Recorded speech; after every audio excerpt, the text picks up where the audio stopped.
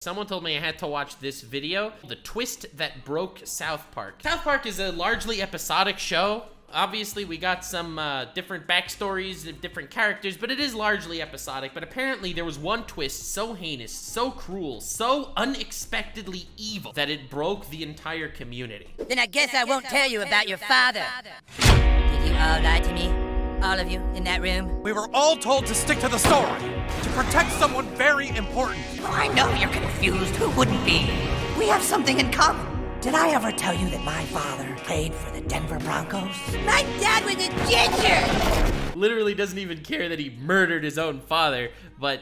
Okay, for those of you that are unaware of the lore, Cartman is the spawn of Satan, and anyone that says that his father is anyone that's not Satan is clearly missing the clues, okay? This man is the Antichrist. Back in the early days of South Park, Matt Stone and Trey Parker dangled one question over fans' heads. Who is the father of Eric Cartman? Which is hilarious because this is a completely episodic show, but still, everyone's obviously curious. Who could have been this legendary father that's been built up for season after season? Literally a 20-year-long mystery. Could that revelation possibly live up to the hype?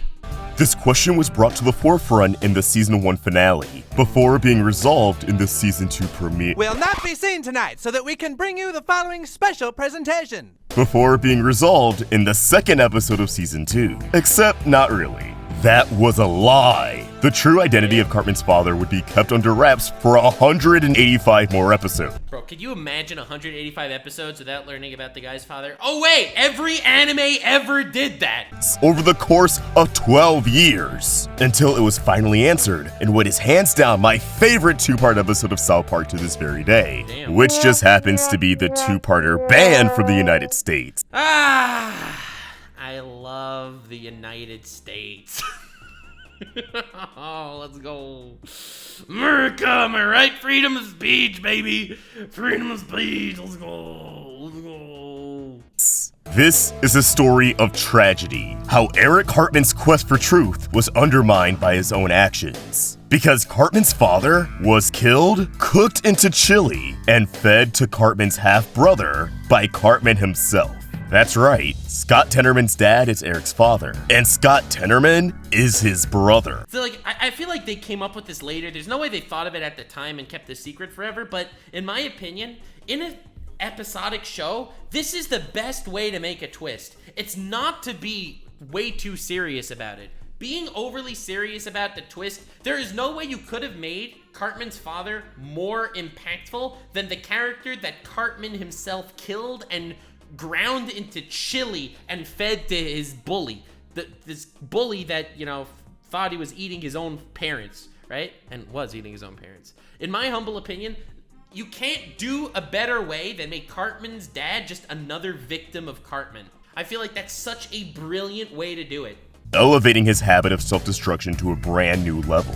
This is a deep dive into one of the most infamous events in South Park history. Yeah, but the fandom was so upset. They wanted to reveal to be... They freaking wanted his dad to be the fourth Hokage, okay? They were like, bro, we wanted his dad to be the fourth Hokage, and he was just some random nobody who died off screen. Bro, that is exactly why it's so beautiful. It's beautiful because he's just some random nobody that Cartman killed off screen in the most brutal way and fed to his own son. How much more perfect can you do a character writing of this horrible, demonic child like Cartman? Saga that will forever live in my memory as one of the greatest stories they've ever told. This is the story of 200 and 201, the time South Park almost started a war. What do you mean Bloom's already made a video on this? Aw, dude, I've been wondering. We'll watch the Blooms video later. I love Blooms. To talk about this for like a year with the same shouldn't have waited, baby. Title and everything. I was there, man. Yeah, I know I should have just made it sooner then. No need to sass me. Not like I'm blaming it on him, jeez. Ugh, whatever. I'll just talk. Okay, it kind of sounds like you're... I don't know, it just kind of sounds like you're blaming it on him. About the Tenorman kid, since that's all I really cared about in the first place. Also, Blooms, with all due respect, I haven't watched all of your video on this yet, so I could write the script without any possible influence. I'm sorry, I'll buy you Wendy's or something. As mentioned in the Listen, intro, your title's the pretty first fire. time the identity of Cartman's father was really brought up was the season 1 finale. Cartman's mom is a dirty... Yo, can I get demonetized for reading this? You can get demonetized for anything South Park related. You know how I know? Because I've gotten so many South Park videos demonetized. Literally just talking about other South Park videos on YouTube. And I get the demonetized. The episode sees Cartman running all over town, trying to figure out who knocked up his mom on the night of the drunken barn dance, pursuing as many leads as possible. Is it Chef? Chief Running Water? Mr. Garrison? Well, as Cartman discovers, it could actually be anyone, because Liane has gotten around during her time in South Park. I love how instead of doing a DNA test, he's really out here going on the search man to man. After some more shenanigans involving a DNA test and the crew of America's Most Wanted, I take it all back. It's a severe lapse in judgment. Oopsies. the episode claims that Mrs. Cartman is actually intersex and that she knocked up another woman. I freaking love South Park. Just traumatize Cartman in every possible way. It makes me so happy. Eric's father is his mother. Let's and his other go. mom is, Side note, revisiting these episodes for this video had to be the first time I watched very early South Park since like elementary school maybe? Middle school at the latest. And I forgot just how goofy these seasons were. South Park has always been silly. That's part of why I love it so much. But remember how often Cartman would just yell at this poor little cat half of the time for no reason?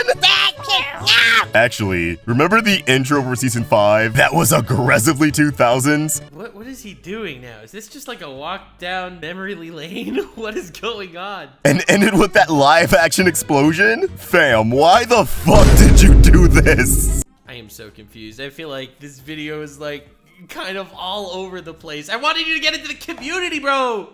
Get into the community. Get into the drama. I think fans always remain skeptical of the answer they gave us around Cartman's dad. Yeah, that's what I wanted to hear. Fans freaking hated this at some point. I love it. Or were just straight up unsatisfied, so the team behind South Park decided, you know what? Fine, let's give them something better. Something crazy. Yes. And they waited for the perfect occasion. And they succeeded. Man, I'm really bummed that 200 and 201 pretty much have no shot at reruns or making it to streaming. Super best friends? Dude, this is a Jesus episode. They've been removed from most releases of the Season 14 DVD and Blu-ray, and because of their inaccessibility to the public, there's a very low chance that these episodes will ever be referenced in universe. Which really blows, because of the big twist with Cartman. For the uninitiated, the 200th episode saw Tom Cruise assemble nearly every celebrity that South Park has ever made fun of to sue the town with a class action lawsuit. Providing some pretty on-the-nose meta-commentary. That town thinks they can say whatever they want about people and get away with it. I mean, yeah, kinda. That's the beauty of parody. The only way Cruz is willing to drop the lawsuit is if Stan is able to introduce him to the prophet, Muhammad, whose appearance Oh, that's why it almost started a war. would be dicey to say the least, as depictions of Muhammad have become much more controversial in the years since South Park's take on him in Season 5's Super Best Friends. So, in the context of South Park itself, Muhammad can no longer be made fun of. A power that any celebrity who's been mocked by the show would kill to have. That is the most meta thing I've ever heard in my life. They know that Muhammad is someone that they can't criticize, so all the celebrities that hate getting criticized by South Park go to learn from Muhammad how to not get criticized. That is so brilliantly meta. I am floored. And that power is exactly what Cruz is after. Wanting to harness Muhammad's goo, yes, that's what I said, so that he too can evade being made fun of by South Park ever again. Cartman uses his hands alter ego, Mitch Connor, who disguises himself as Jennifer Lopez, to infiltrate Tom Cruise's home with a plan of their own. Mitch wants to steal Muhammad's goo so they can sell it for a ton of money, trying to coerce Cartman into doing his bidding with the topic of his father. His real father. Oh, God. But Mitch, Cruz, and the celebrities of South Park aren't the only ones who are after this power, as soon another opposing force makes their way onto the scene. Our time is near. Soon, Gingers will never be made fun of again. Yeah, okay, keep coping, little buddy. Keep coping and see The this. day of reckoning is finally upon us. Okay, so Ginger Kids is a season 9 episode that explores Cartman's beef with gingers. You know, the episode Ed Sheeran hates. Cartman pretty much treats all gingers like vampires, but in his own racist Cartman way. So the boys play a valid, right? Like, valid. Prank on him by giving him a makeover in his sleep, gaslighting Cartman into thinking that he himself is a ginger. Ah! Anything but that! And how does Cartman respond? Does he in the most brilliant possible way have a moment of clarity, realizing that he shouldn't treat people who look different from him so poorly? No! He forms the Ginger Separatist Movement. Which is the craziest. This man is so charismatic and powerful that he completely insults gingers to the point that the whole school hates them. To then, once he becomes a ginger, he's able to use this charismatic, demonic energy that he has possessed to create a cult of gingers that think they are the superior race. This man is a true-ass menace to society. That promotes ginger supremacy, planning to eradicate every non-ginger on Earth. And somehow, after realizing he's not actually ginger, as far as he knows, Cartman's actually able to sing his way out of the situation. But I guess all the ginger kids kept getting bullied after this episode.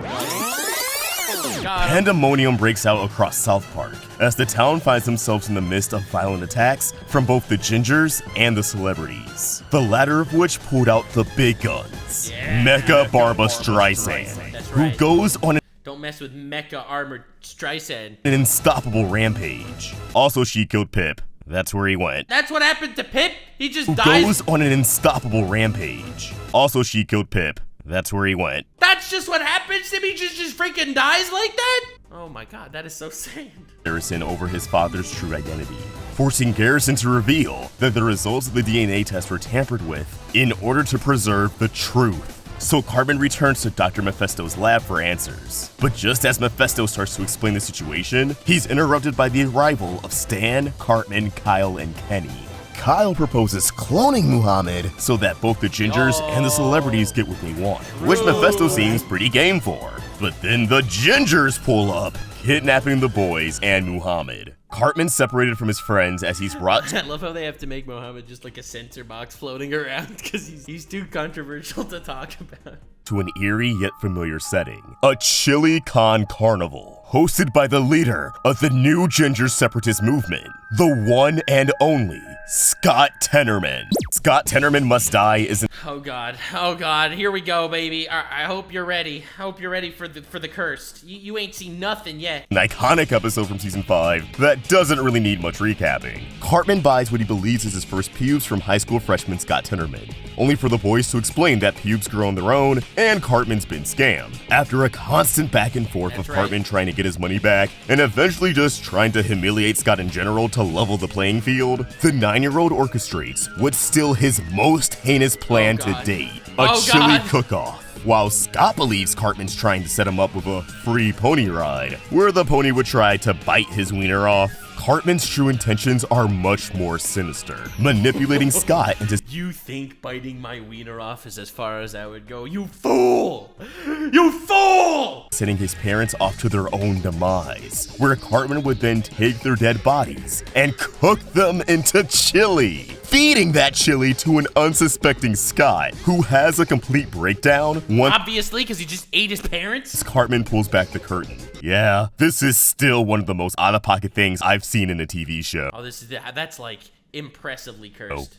Embracing his Joker arc, the deranged Scott Tenman reveals that he spent a long time in a mental institution after Cartman fed him his parents. Time that he spent plotting his revenge. But along the way, he uncovered a shivering truth. Oh god. Gathering everyone who once lied to Cartman into the same room once again, Scott forces them to explain the reality of the situation. Lyanne had an affair with a Denver Bronco, getting pregnant with Cartman as a result. But because the Denver Broncos were having a really good season that year, it was in the team's best interest to cover this all up. A plan that backfired horribly, as Scott mentions that his dad used to play for the Denver Broncos. It doesn't take much longer for Cartman to put the pieces together. His dad was Jack Tenman. Cartman orchestrated the death of his own father and then proceeded to cook his father into chili, which he fed to his half-brother.